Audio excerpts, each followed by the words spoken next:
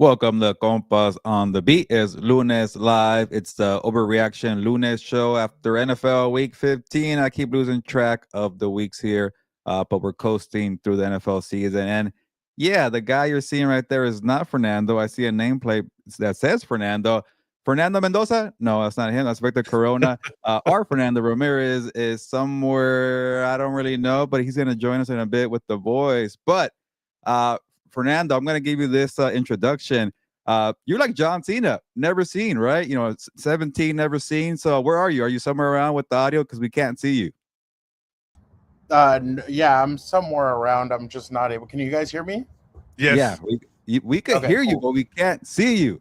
You can't see me for the last time. Never seen 17. I know it was an interesting time on Saturday, but yeah, no, I am around. I'm just not able to jump on camera, but definitely appreciate Vic for stepping in, and I will be here in audio only.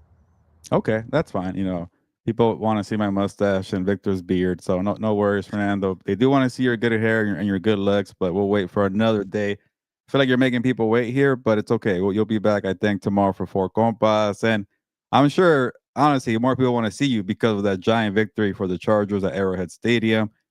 Even for the other LA team, it did well. The Rams beat the Lions, so a lot going on in NFL Week 15, but one thing, since I'm not used to hosting Lunes Live, if I forget something, Victor Fernando, make sure you take care of me. You guys are my backups because I'm the star of the show, right? Anyways, on that note, for the engagement question of the week, most impressive victory in Week 15, Bo Nix and the Packers. So, sorry, Bo Nix and the Broncos. No, that's not. No.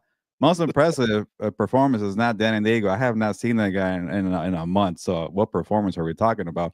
But Bo Nix did beat the Packers. The Broncos are now 12-2. The Rams beat the Lions. The Chargers beat the Chiefs. The Bills beat the Patriots. Man, there was a lot going on. The Saints beat the Panthers. The Panthers were pathetic. The Vikings beat the Cowboys. Let me know the most impressive victory in NFL Week 15 in the comments. If you want to say the LA The emergence of Kyle Pitts. Yeah, actually, I forgot about that one. Kyle Pitts waited into the final month of his rookie year. Sorry, his rookie contract, 5-year rookie contract, to break out and dominate. And I apologize, Kirk Cousins. I thought you were done. You had a lot to offer. Oh, Phillip Rivers has something to offer. He kept it close in Seattle, so a lot went on in a kind of a sneaky week in the NFL. I don't think it was that great, but there were just so many storylines to consume that we're going to talk about here on Lunes Time.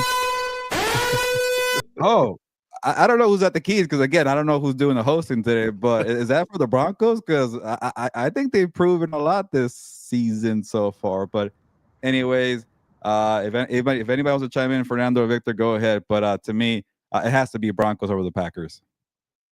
I'll wait for Fernando, and then I'll go last year. I want to hear what he has to say. What's the most impressive win in Week 15? Look, I keep on telling people Buffalo can go anywhere and they can beat anybody. I was really impressed with that 21-point turnaround. Now, I understand why did they get down to 21 points? Because of I don't want to say laziness, but they do this in a lot of away games. They get down early, they try and come back, and they've won the game. You can't expect to win games like that when you keep on doing it. So, but I'm definitely impressed with Buffalo. I think Buffalo can go into Denver and beat Denver. I think Buffalo can go into other places and beat teams if they're the away team. I thought yesterday proved that they're getting hot at the right time when it comes to their offense. Their defense needs a lot of work, but offensively, I think they're getting hot at the right time. Don't forget about Houston, Fernando. I know you're not around, but you're forgetting stuff. Houston definitely has that team's number. Oh, no, I get it, but we don't know if Houston's going to host a playoff game or not. Like, as of right now, it's Jacksonville that's hosting, so they can go into Jacksonville and beat Jacksonville. I guess that's fair, but I think that defense will travel to Buffalo in the snow. But yeah, having to face Josh Allen in the snow would be a pretty tough task for any team. I get it. I'm still, you know what? You could ring the alarm for me because I think the Bills are still frauds. But hey, it's falling down 21-0. I still think Denver are frauds. How many drop interceptions didn't the Packers DBs have yesterday? They had 4 dropped three legit dropped interceptions, and I'm like, dude, any other corner makes that pick. But I know it's nitpicking, but at this point, we're going to nitpick each team that's in the playoffs right now. Okay, well, go ahead, Victor, before I give you guys my thoughts. There was a lot of things to be impressive about. Yes, as Fernando brought up the Bills, but I thought the Rams getting down in the game and going down, what was it, 10 points, and then coming back and scoring 20 unanswered points and kind of changing the game there in the middle of the first half. I just thought what they've done has been impressive, and I still don't think they're the most complete team. They just are the best team right now. We'll see what happens the rest of the season. It sets up a big game on Thursday though, but By the I way, was impressed with what they did. Ian Rappaport tweeted out that Davante Adams is week to week, so they're basically ruling him out of Wednesday's game. Yeah. Oh, yeah, Thursday against Seattle. Thursday, I put on ice. Yeah, we'll get to the Davante Adams thing when we touch on the Rams beating the Lions but what you said, Victor, I don't even know if there's a complete team in the NFL. We could find something for every team. I still think that Rams secondary is a problem, but when you have an offense like that, you can mask that issue in the secondary. The Broncos, I think, the pass rush. Their pass rush is crazy. Yeah, they've been absent, and Victor brought up a good point. They've kind of been focusing more on stopping the run. They're taking away something, but even before that, their pass rush hasn't been that good. So I'm definitely that's on my radar for sure. I've been calling out that front for a while now. But the Broncos kind of seem like the most complete team, but it's like their offense is not as great as the Rams, and then their defense is pretty good. But I don't think they're better than Houston though. It's like they have a lot of really good areas, but it's not like something that is very elite. Maybe I'm overlooking that defense. That defense is very good too, but I like Houston's better. That's why I feel like I give them more of a chance than Denver. But I'm done calling Denver a fraud here. I think it's wide open. And yeah, it will be fun to watch Josh Allen's offense against Denver's defense, or Josh Allen get another crack at Houston again. But yeah, we could dive into all that, later on. And then we also real quick. I think it's because Houston is nasty. Houston is I don't want to call them dirty, but they have like a mean streak. Denver's defense doesn't have that. They don't have that mean streak. Even the Chargers, the last 2 games have showed that mean streak. Chiefs fans are calling them dirty. Like you need that kind of intensity in the playoffs. Yeah, that's why I'm waiting to talk to your brother, because they finally got the bad guys, and people are giving me crap here on the show or even TikTok. on TikTok for saying Herbert's a jerk, and I'm like, who cares? Like, they're the bad guys. They're the Pistons of the 80s. Like, embrace it, man. Go ahead and play dirty games. Go ahead and play in a 16-13 game. Go ruffle some feathers. Go piss off the opposing fan base. I'm with it, Fernando. So I think that, and we've been talking about it. I think a defensive team is going to win the Super Bowl. So if you're the one that's gritty, physical, talking trash, shout out to Phillip Rivers. I think you have an advantage this season. I don't think Phillip talked all that much trash yesterday because he was too busy kind of trying to run away. So there wasn't a lot of trash talking. But I do think that Shane needs to open up the playbook on Monday. They're going to need to push that ball down the field. They can't do this little Mickey Mouse offense that they tried on Sunday, because it's not going to work, especially against a team like San Francisco.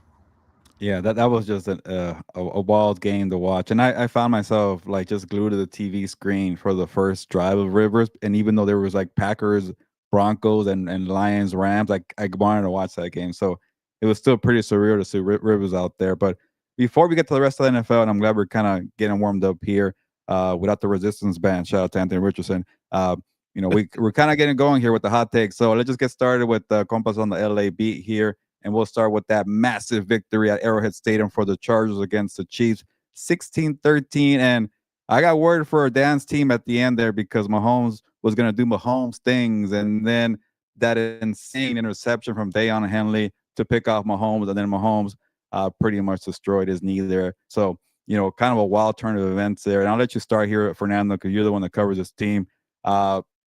What's the sense out of this game? Were you surprised they pulled it off? Not really, after the gritty performance and the way the game script went Jim Harbaugh's way. Well, I remember I asked Derwin after the game against the Raiders, and I said, was that an anomaly what happened in Jacksonville? He's like, oh, that's a one-off. Like, you guys haven't seen anything yet. And ever since he told me that, they've stepped it up. They're hitting guys. They're taking guys out. Derwin's hitting. Tony Jefferson has added a different level of toughness to this team that you haven't seen from this Chargers team since Sean Merriman, Sean Phillips, Quentin Jammer, all these guys that were out there. That was a Chargers, like, aggressive defense. They haven't had that. Now they're starting to get that the last 2 weeks where these guys are flying around, they're making plays. They were able to take down the two teams that played in the Super Bowl last year, and they were able to stop both teams and hold them to less than 20 points. I mean, holding both of those teams to less than 20 points in each of the games is crazy. I do know. I think it was they've sacked both quarterbacks combined 5 times. They've had 6 interceptions the last 2 games. I mean, you can add Gardner Minshew in there, obviously, but the defense is flying around. The offense is doing the bare minimum right now, which, I mean, is a little bit concerning, but they are running the football. They are being physical on the offensive side. It seems like ever since they put Jamari Sawyer at left tackle, they've been able to move the ball more efficiently. The one thing, Gilbert and Vic, that I'll tell you guys is that yesterday the rookies were the ones that showed out. Trey Harris made that huge grab right before halftime. Then Keandre Lambert-Smith catches that other pass. Oronde Gadsden had a little bit more than 60 yards receiving. And then Omari and Hampton ran the ball really well. So if the Chargers can add the rookies to this offense, along with getting Ladd McConkey needs to get going again. I mean, they haven't had Ladd go. He hasn't gotten going lately. I think ever since the bye week, all 3 receivers, Keenan, Ladd, and Quentin, are kind of still trying to get their footing in this offense. And it seems now the rookies are the ones showing out. So they need to find a perfect balance. But I feel like this is championship level defense that they're playing. And it seems like Jim has these guys believing that they can beat anybody no matter where they go or who they play. And that means a lot. I mean, especially when you have a head coach like that, because Derwin, Justin, these guys have had the Brandon Staley's. They've had other coaches where one player told me this, you might as well put a clown nose on the guy. So they don't have that anymore. They have a different level of head coach in there that has them believing. Jesse Minter has them scheming up some great plays. Greg Roman, there's still a lot that he could do, but they're playing well. So I was really impressed. I thought they were going to lose yesterday. I thought this has a perfect makings of a charging game, and they didn't. They haven't charged all season. Most of the season, they've pretty much held it down, and they're 8-2 in the conference. They're 5-0 in the division, and they're playing good football right now. So they have been impressive. Again, if you're going to point out one side, the offense needs to perform better. But I feel like the more they go, the healthier that left hand gets for Justin, because you can tell. And my bad for going a little bit long, but these last 2 games you've seen, he hasn't been able to throw the ball with the same zip because he can't grip it with the other hand to let it rip. As soon as he's able to get that going and get it healthier, I think you're going to see better balls. But yesterday, he threw one that looked like a duck, but he threw it so hard that it got there to Oronde Gadsden. I don't know how he got it there, but yeah, no, I think they're getting hot at the right time. This doesn't look like the same team from last year. Their defense wasn't as strong last year as it is this year, and they do look like they're a team that could definitely get at least one playoff win and win Dan one more game, especially because he has his bets out there. But no, they do look they do look stronger. They look more confident than they did last year at this point. Vic won't give me credit, but I did pick the Chargers at the SI Pick'em challenge. I got the Chargers. So I there's did no not curse. see that. I apologize, Gilbert. Oh, come on. And one thing that I want to respond to what you said, Fernando, and you got me thinking here. You know, I think it does make sense that Trey Harris and KLS and Gadsden were more involved at Arrowhead, because I felt like against Philly, the guys who need to be more like in a structure, offense, quick timing, rhythm, route running, come out very quickly and smooth, is Keenan and Ladd. And when you have a banged up quarterback with one hand and then a banged up O-line, it's kind of like a chaos offense. So you're kind of playing backyard football where you're throwing it up for lobs for the bigger guys. And those guys don't need to be in a structure, route running, play. So I think it kind of makes sense. And I like that, let's give Roman some credit. He's starting to use those guys. So the big body guys now are just throw it up, go make a play. Because Herbert's been at least good enough to be mobile to, get away from some of this pressure. Go use a catch radius for these guys. I love seeing it. And they're thriving in ugly football. So when I saw 16-13, oh man, this game is made for the Chargers here. So, And I don't know if you want to go ahead. You know that's how you win. Like how many times haven't we seen the Chiefs last year? All 3 games that they played in the playoffs, it was all ugly football. There wasn't Yeah. like a really like a cute, nice game. That when you get in the playoffs, there are no nice, cute games. Like everything's kind of a crapshoot. Yeah, they actually won or at least went to a Super Bowl playing that way last year because their offense hasn't been good for a while. People forget that it's been more of the defense, and they like to make it muddy. So to beat them at their own game at Arrowhead says a lot. But Vic, I don't know what your takeaway is, but I don't know what it is, and maybe after Victor talks, Fernando could get to it. I don't know how this defense just figured it out because they were pretty much bad for a couple. I don't know, a month or two. Like that, the 3-0 start seems like the last time they were this good. They have figured it out. And I think Mentor's defense is starting to show out again. Yeah, and I'll start off with this in terms of the defense, and I think going into the bye really helped them. Also, having to face the Raiders was the perfect medicine for this defense. And I'll say this: Those guys and played their ass off yesterday. They didn't give yeah, up. They played their Oh ass yeah, off. those yeah, Raiders. yeah. I was like, wait, where is he going with this? That took me a little bit there, but you're Neosporin, right that's there, what Fernando. Gronk said. Uh, They heal all wounds. uh, yeah, and in terms of this game, I was gonna say the Texans pretty much gave you the blueprint to how to beat this Chiefs offense, and it was just physicality. And I don't understand where all this hate is coming from in terms of the Chargers defense and how they're dirty. It's just physical football. You started to see a lot of the receivers get alligator arms because they just were getting hit hard. And one of the things we've seen this season is like, okay, you're gonna run those crossers. We're gonna intimidate you physically, and that's what the last 2 defenses have done, the Chargers and the Houston Texans. And I thought that was a great recipe here for the Chargers defense. And then offensively for the Chargers, one of the things that I saw that Keenan Allen leads the league in third down receptions, which I thought blew my mind for somebody who has been doing it for so long. And the fact that you're using him, now with these young guys, I think really helps. And I thought Fernando laid it out beautifully there. I think what is happening here is the fact that they're allowing Herbert to heal his hand because he's not 100%, as he said with that duck. Like, I don't know how that ball got to Orlando Gaston there, but he made it work. And without him and that defense, they don't win this game. Yeah, Fernando, anything else you want to add on the Chargers side before I get to the Chiefs eliminated standpoint?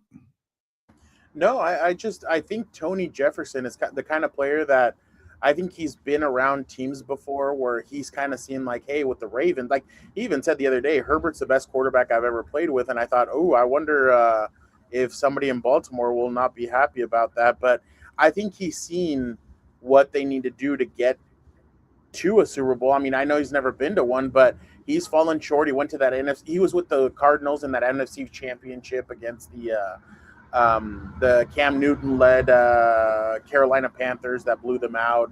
And I'm sure he knows, hey, my window's starting to close. I need to get a Super Bowl. And some of these other guys, Keenan Allen, that's what he told me. I feel like we have a chance to win a Super Bowl. But the one thing I will say, Tuli Tuipulotu has really turned it on this year.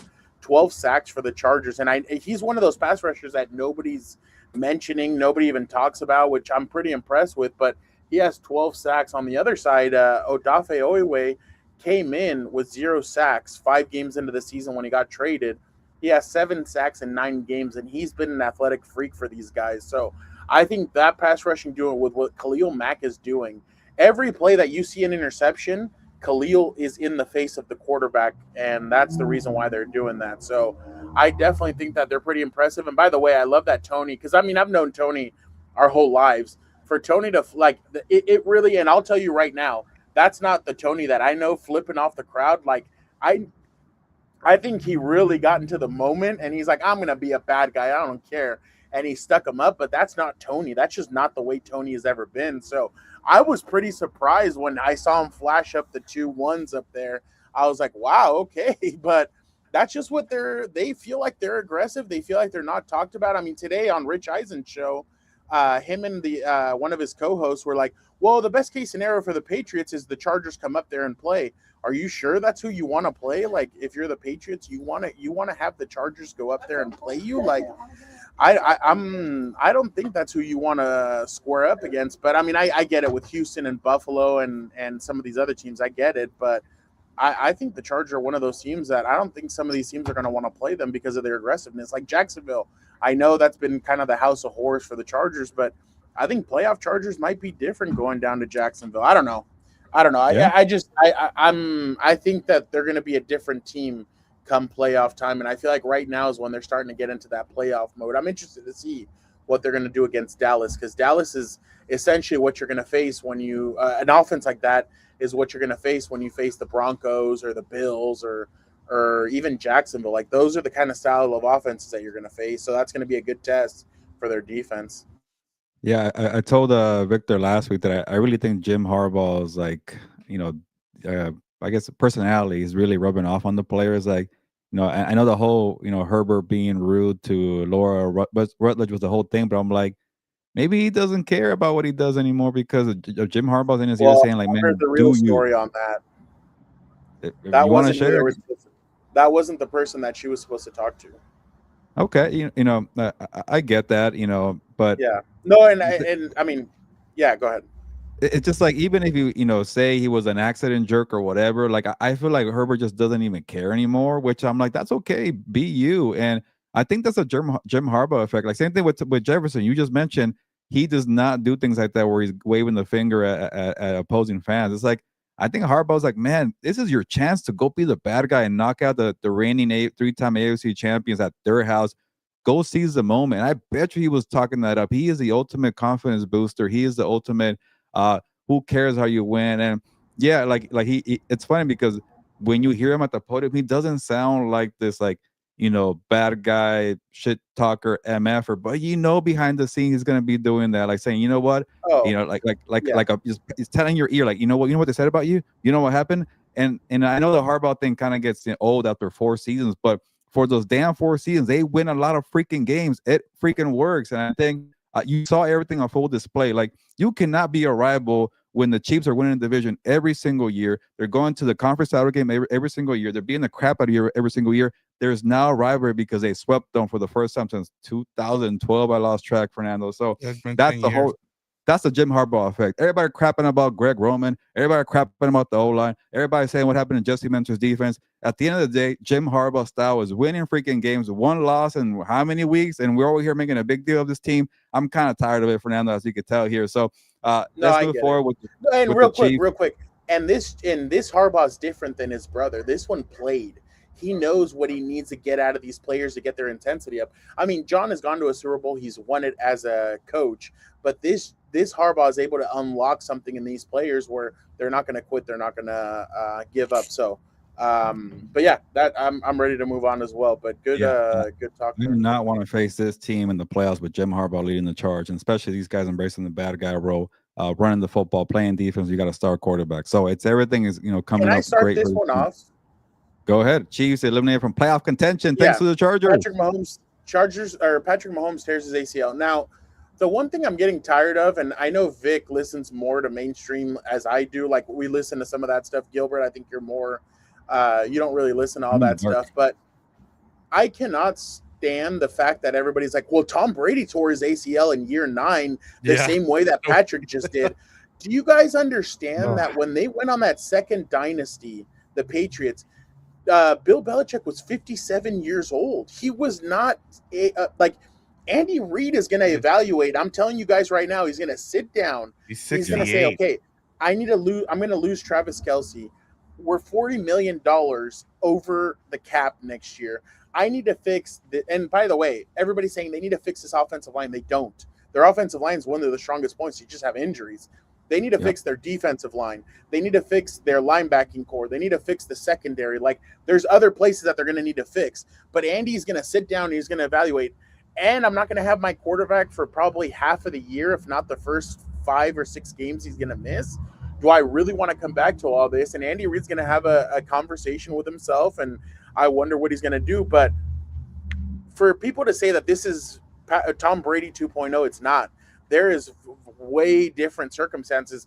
He did not have Aaron Hernandez or Rob Gronkowski during that first run. He got them later in 2012, and that's when that whole offense changed for them. So for people to come out and say, well, if Tom Brady did it, Patrick can do it too. No, Patrick's about to go through something completely different where his head coach is going to retire in the next 2 years, if not earlier. And then it's going to be interesting to see who comes in. Because I keep on seeing Matt Nagy. Everybody keeps on saying, well, that's why Matt Nagy's going to stay. He's the predecessor. I don't know. I already saw Matt Nagy try this once before, and it didn't work out. So I'm interested to see how it goes. But let's just stop that narrative. But Gilbert and Vic, I'll let you guys go because I think it's lazy to say, oh, he's going to just be Tom Brady 2.0. That's not true. Patrick was very reckless with the ball this year. He threw a lot of picks that you're just like, whoa, what's going on? So, oh my God. Oh my God. And then the profile picture. Oh my God. Shout out to, is that Jorge? Yeah, Jorge. I think that's Jorge. Appreciate it, Jorge. But go ahead, Gilbert and Vic. Yeah, I'm just glad, Fernando, you called it like I'm seeing it, because I'm also annoyed with the comparisons between Tom Brady and Mahomes. And credit to you for saying the second dynasty. People are trying to pretend like Tom Brady had a 20-year dynasty. Like, they didn't win a Super Bowl for 10 years. And we're just saying like, oh, they dominated from 2000 and 2020 or whatever. Like, the same thing with assuming that Mahomes is going to be fine. No, they're not gonna just copy the same thing as the Patriots. And if they do, it took them 10 years to win a Super Bowl again. I know they won a couple of times. They lost in 2007. They lost in 2011 to Eli Manning. But, as Tom Brady, it took forever. Once that first dynasty ended, it took them a long time, and you were on it. Like, they had to go through a crappy year with the Matt Castle season when he tore his ACL. They went through kind of a so-so year in 2010, and then that draft where they got Gronk and Hernandez, we can't say his name, and a bunch of other guys that kind of became part of the second core group here. So, the Chiefs in a way have already done the reinvention when they got rid of Tyreek Hill and they went to more defensive things. So I want to say it's kind of part 3 of the Chiefs Mahomes era. But it's going to be a long battle to get back to the top. And I'll say this, and you can go after this, Victor. I think Mahomes should really take the year off. Like, what he did to start his career has not really been seen before. A guy like Tom Brady, like, I don't think the year after they won the Super Bowl against the Rams, and I just remember that. I totally forgot. The year after they beat the Rams in 2001, they missed the playoffs altogether in 2002. So he didn't have that 8-year streak that Mahomes had for going to an AFC title game. Like, let the guy rest. Don't bring him back. Don't rush him for the start of camp. If he misses like the first half of the season, so be it. Bring a new group, bring a young guy, and then let him kind of develop with them, in November and December when the season's pretty much over. Like, don't rush him for week 1 for what? And then Travis Kelce's probably going to retire. Go ahead and you're like, Kelce, you're pretty much done. You cannot be the focal point of this offense. Go enjoy your life with Taylor Swift. Go enjoy the podcast. I'm also pretty annoyed that, this is like when I talk. Yeah, I'm pissed off. I get it. When I talk, I'm being a biased reporter where I want things my way. When I say things like, oh, Herbert was being rude to Laura Rutledge, yeah, that's the reporter in me saying the job as a quarterback, you talk to the reporter. Travis Kelce avoiding the media for the last 2 years after every loss because he wants to save it for his podcast. That annoys me. Whatever. Just go be the influencer you want to be, Travis Kelce. And that's no knock. You've done everything in your career. Don't come back to a rebuild. That it's gonna happen. Like, Chiefs fans, if you're gonna be in denial, think it's gonna be a quick fix. It's not gonna be a quick fix. And let Mahomes rest for a damn year. It's gonna be fine. He's gonna be a top quarterback in 2027. But don't come back too early. Yeah, go ahead. No, I that's a great point by you there. And I guess my biggest takeaway is the excuses we're starting to see now. It's like, it's like, yeah, well, this is what you get when you play almost a full season with all the playoff games and, they look tired. You could have seen this, especially after the first game. And I'm just like, yeah, but when we brought it up, it was like, yeah, no, this is the Chiefs, until they lose, blah, blah, blah. And now you're trying to see it. And it's like, the cracks were there, and even Gilbert was like, yeah, I see them. Like, I have no faith in this team anymore. And it was like, I guess we just have to wait until they lose until to see all the excuses come out, and it's like I just don't understand why it's like this deep with this team. Like I even saw somebody say, "Oh, this is easy as the most hated dynasty." I was like, the Patriots weren't like. There's a lot of dynasties in football. Like there hasn't been a lot, but I'm sure like people hated the Cowboys Cowboys, and the like, yeah, 49ers, like if you weren't a fan of them, they weren't likable. So it's just it's time. And I saw Rich Eisen today. I think people like the original dynasty of the Patriots because like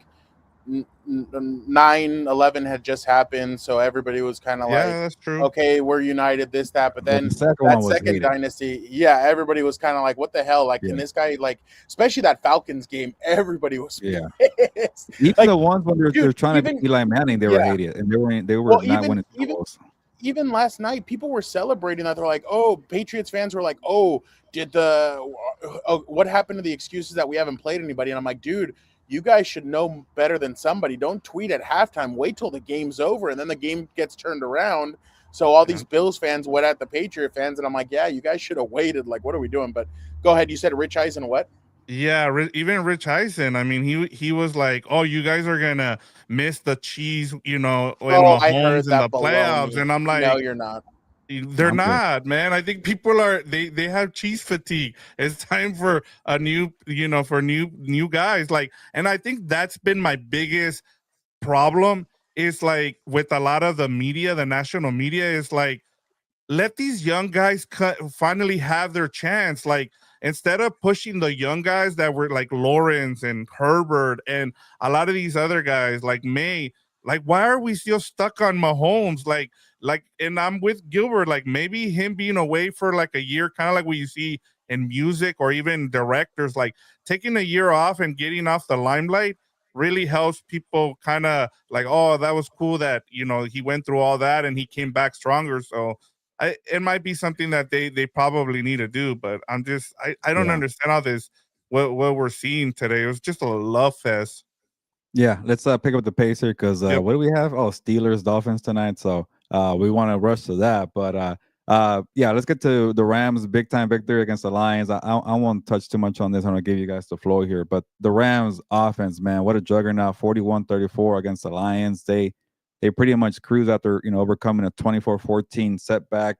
That I think it was a field goal before halftime really set the tone here, but you know Victor or Fernando, go ahead. But this one, what does it say to you? Like to me, I found out this is the best offense in football. I'll let Fernando go. We kind of said what we said in House of Horns, so I actually want to hear his perspective on this. Let me get 2 minutes and I'll jump back on. Right, you Okay, guys start off. all right then. I'll go here, and I'll just say this, Gilbert. I think you're starting to kind of see how well rounded this team is, Gilbert. And as we talked about, yes, are there deficiencies with the secondary? Yes, that's pretty obvious, especially when you saw what the Lions did to them.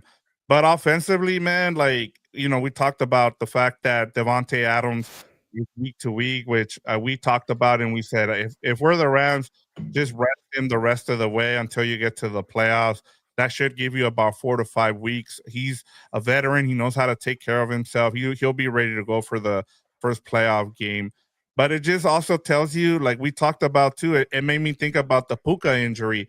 Like what they've done is whenever they've had an injury, it's they've been able to evolve, whether it's been through 13 personnel, 12 personnel, like Colby Parkinson coming out of nowhere and having 6 touchdowns in the last 6 games. It just tells you how much this offense can evolve. And I thought a big thing the last 2 weeks, Gilbert, they're running the ball more. And I told you it's been kind of weird because even Sean McVay got sick, and they had the offensive coordinator there run the plays against the Cardinals, and they had their best rushing performance. So even when the coaches are going down, they've been able to evolve. So I think that's been the most impressive thing to see. Yeah, if they handle business on Thursday and beat the Seahawks, I know they're still in a tight race, so you have to win the last 2 games, because they don't want to be up one, and because there's still a chance. But you're pretty much, playing with house money to get the number 1 seed and win the division. But if they handle business like we're all expecting, because Sam Darnold hasn't been played well, This offense could definitely put up points on Seattle. I do want to see the adjustments made for both sides because I felt like the Seahawks figured them out in the second half, but the Rams offense has gotten better since that first meeting. So we're going to find out a lot. But, when they play the Falcons and they play the Cardinals to end the year, if they win, I would like to see them kind of experiment with the defense because that's the last thing. If you could get some pressure on the quarterback, can you find ways to help out your secondary? Because to me, that's going to be the weakness of this team. So, I think, maybe that's what they're doing, Vic, is, waiting until the playoffs rolls around to unleash the pass rushers. Or maybe you don't because you want to play, sound run defense. But to me, that's a little concerning. But I think you're onto something when you say they're playing more for the matchup in the scheme for what they do best. So, but I got to see more from Jared Verse. I got to see more from Kobe Turner and Brandon Fisk. But hey, the run defense has not been anywhere near as bad as last year. It's just the secondary is still a problem for I feel like the third year in a row. It seemed like that was never going to get fixed here. But there are ways to overcome it. Run the football, control the clock, and go rush the passer. So this team has all the tools to win a Super Bowl. Yeah, especially I am. Go ahead, Fernando. On the Rams side of things, I was impressed by them. They keep on finding ways to win again, like we're saying about the Chargers. Thing again, I'm going to harp on is that there are times where Sean McVay stops running the football, and I feel like they need to run the football more efficiently. I think they have two good backs that they could do a lot with. I thought yesterday was impressive again. Just making these crazy catches that I don't know where he finds the steam for them, but he's the one that does all the nitty gritty. Devontae scores a touchdown, so I'm interested to see what their offense is going to look like on Thursday without him. But no, I think Matthew Stafford has to be the leading candidate for the MVP. I just don't know how you give it to anybody else. I think he's playing really good football. He's taking command of that offense. And for a guy that everybody was making fun of him because he had a broken back and they had to bring in a trailer and they had to nurse his back every single day and he missed training camp, he's carrying that team pretty well. Maybe that's why he has a broken back. But I agree with you, Gilbert, that defense, again, it's not clicking the way we expected it to click. Maybe in the playoffs it will, but right now they're giving up points. They're letting the big teams kind of take advantage of them. But again, I'm still impressed with the Rams. I still think they're one of the better teams in the NFC. Now on the other side, the Lions, I've told you, Gilbert, I'm very concerned about the Lions. They're a team that concerns me. They don't have a good defense. They rely too much on Jahmyr Gibbs, Jamison Williams to make a huge splash play. And they rely too much on Amon-Ra St. Brown. That team needs more around them than just those guys. So I am concerned about the Lions moving forward. Their one saving grace is if the Bears' schedule catches up to them and the Lions can run the table. But I just see that as very hard. I think the game that everybody wants to see at the end of the season is a win and get in. When it comes to Lions Bears, that last game, I think everybody wants to see that on Sunday Night Football. Let's get in and who is left out. But I definitely think that the Lions should be nervous right now, and Lions fans should be nervous because they are not playing the same brand of football they were a year ago.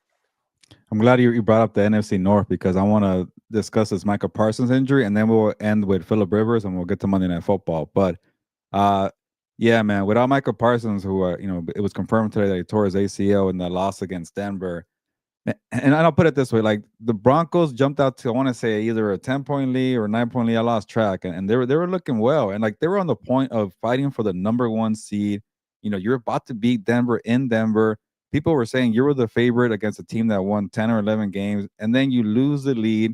You lose a Michael Parsons for the season. You lose the game, and you fall to the 7th seed. That's how pivotal that game changed in a matter of seconds or an hour or whatever you want to say. So, they could probably miss the playoffs altogether, but I think because they have 9 wins, I think even a banged up Packer team could win 2 more games to make the playoffs, but they're not going to be a contender. I'm done with them.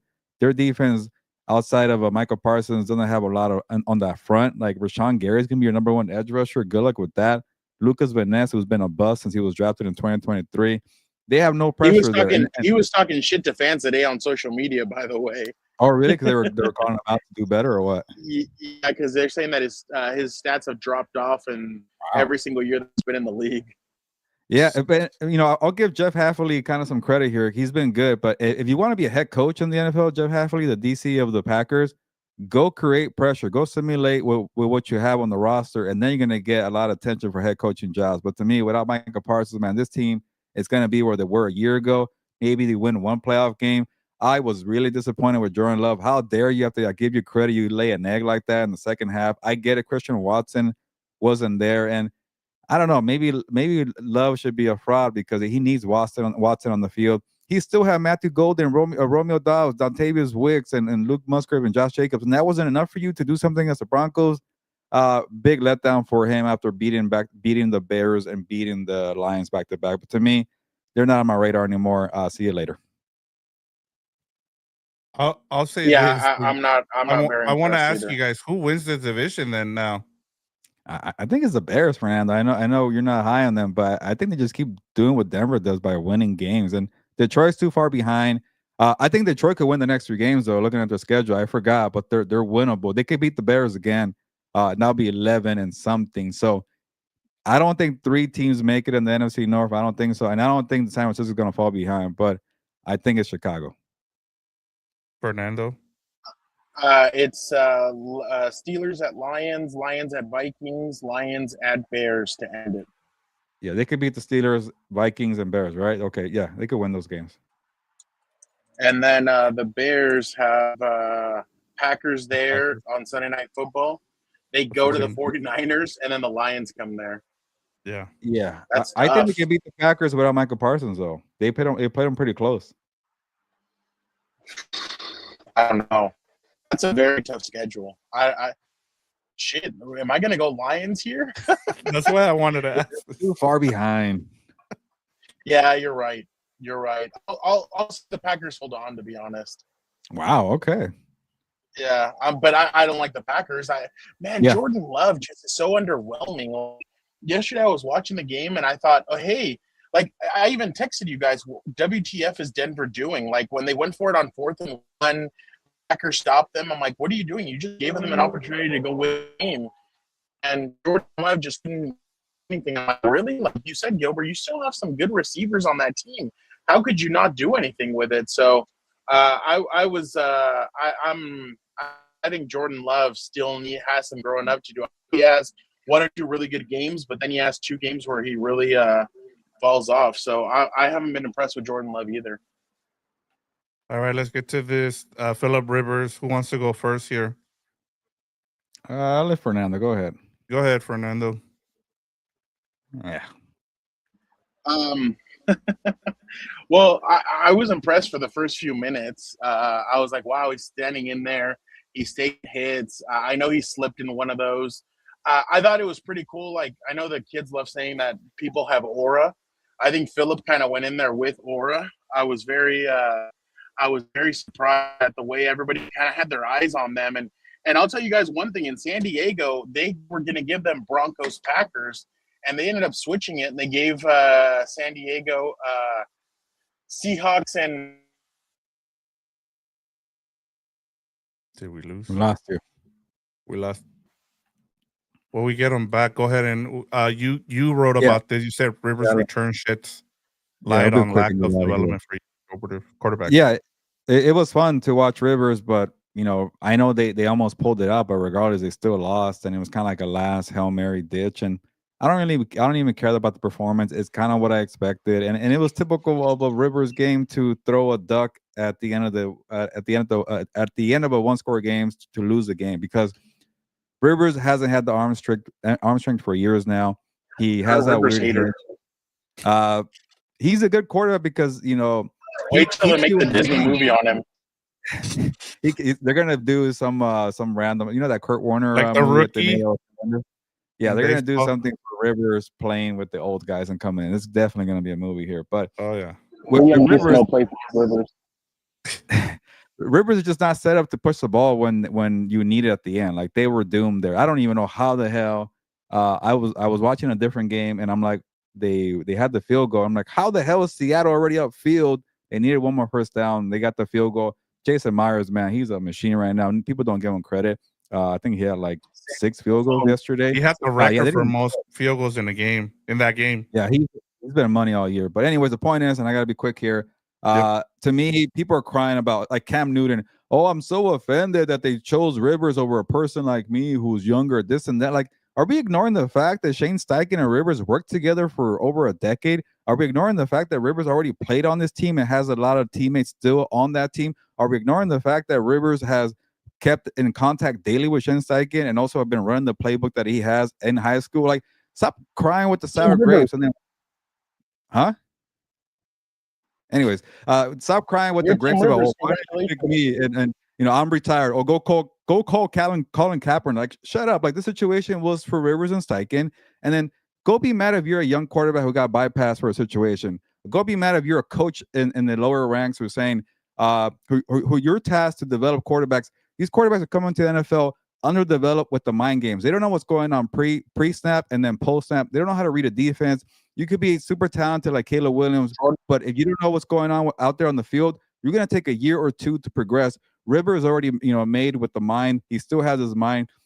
Just call an audible. See what you're seeing on the field. That gave him a chance. And people are saying Riley Leonard would have done better than 120 yards and 1 interception. Are you sure he could read what he saw from Mike McDonald? Come on. Like, to me, the bigger problem is develop quarterbacks better. That's why guys like Jaden Daniels, Bo Nix, Brock Purdy, the fifth-year seniors are doing well right away because they're getting more time to develop, and the ones who are super talented coming out through the third year are struggling. That's it. Real quick, Vic, I'll just finish my thought and I'm going to head out of here. But I really thought that that if they're going to beat the 49ers and save their wild card spot or making the playoffs, winning the division, whatever they want, Philip is going to have to push the ball down the field. They were dependent too much on Jonathan Taylor yesterday. He had one really good zip to Ty Warren late in that game, which I thought was good. But they're going to need to do some other stuff. They can't just rely on screens and that underneath stuff to get them a victory. If they're going to want to win, they're going to have to push the ball down the field. And that's my last thing. But honestly, it was fun. It was fun to watch him.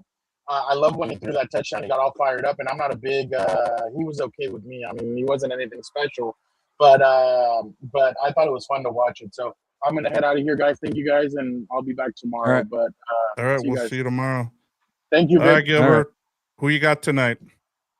I got the Steelers who are out on the field right now, but yeah, I don't care anything about the Dolphins. I don't even care that they've won a bunch of games, So yeah, they'll probably win right now. And people are going to talk about Mike McDaniel sticking around, but I don't buy it. Yeah. All right, Gilbert, go ahead and we'll let the people know what we got for them tomorrow, and then go ahead and close us out here. Yeah, check out For Compas. I'm not sure 100% we're going to have a guest, but if we do, we're going to break down an early preview of Rams Seahawks Part 2. Hopefully our special guest, which you could probably guess because he's a good friend, a good compa of the show. But For Compas tomorrow, I'm going to say around 4:30. And then on Wednesday, we'll have our typical preview shows where we have more in-depth, more coverage of Seahawks, Rams, and then we'll have Chargers, Cowboys. Yeah, Cowboys. Wow, interesting game for What's Up, Bolts, Dan and Fernando. But on that note, let's get out of here. Ya nos vamos, pues.